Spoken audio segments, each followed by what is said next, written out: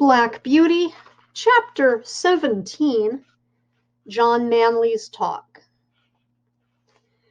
The rest of our journey was very easy, and a little after sunset we reached the house of my master's friend. We were taken into a clean, snug stable. There was a kind coachman who made us very comfortable, and who seemed to think a good deal of James when he heard about the fire. "There is one thing quite clear, young man," he said. "Your horses know who they can trust.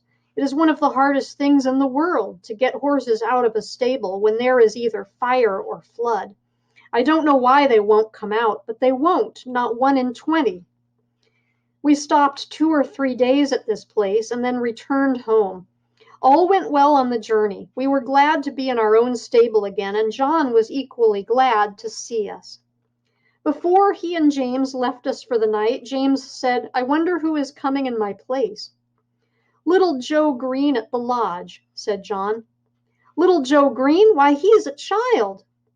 "He is 14 and a half," said John. "But he is such a little chap." "Yes, he is small, but he is quick and willing and kind-hearted too. And then he wishes very much to come, and his father would like it, and I know the master would like to give him the chance. He said if I thought he would not do, he would look out for a bigger boy, but I said I was quite agreeable to try him for 6 weeks. 6 weeks, said James. Why, it will be 6 months before he can be of much use. It will make you a deal of work, John. Well, said John with a laugh, work and I are very good friends. I never was afraid of work yet. You are a very good man, said James. I wish I may ever be like you. I don't often speak of myself, said John, but as you are going away from us, out into the world, to shift for yourself, I'll just tell you how I look on these things. I was just as old as Joseph when my father and mother died of the fever, within 10 days of each other, and left me and my crippled sister Nellie alone in the world without a relation that we could look to for help. I was a farmer's boy, not earning enough to keep myself, much less both of us, and she must have gone to the workhouse but for our mistress. Nellie calls her angel, and she has good right to do so. She went and hired a room for her with old Widow Mallet, and she gave her knitting and needlework when she was able to do it, and when she was ill, she sent her dinners and many nice, comfortable things, and was like a mother to her. Then the master, he took me into the stable, under old Norman, the coachman that was then. I had my food at the house, and my bed in the loft, and a suit of clothes, and 3 shillings a week, so that I could help Nellie. Then there was Norman. He might have turned round and said that at his age he could not be troubled with a raw boy from the plough-tail, but he was rather like a father to me, and took no end of pains with me. When the old man died some years after, I stepped into his place, and now, of course, I have top wages, and can lay by for a rainy day, or a sunny day, as it may happen, and Nellie is as happy as a bird. So you see, James, I am not the man that should turn up his nose at a little boy, and vex a good, kind master. No, no, I shall miss you very much, James, but we shall pull through, and there's nothing like doing a kindness when 'tis put in your way, and I am glad I can do it. Then said James, you don't hold with that saying, everybody look after himself and take care of number 1? No, indeed, said John. Where should I and Nellie have been if master and mistress and old Norman had only taken care of number 1? Why, she in the workhouse and I hoeing turnips. Where would Black Beauty and Ginger have been if you had only thought of number 1?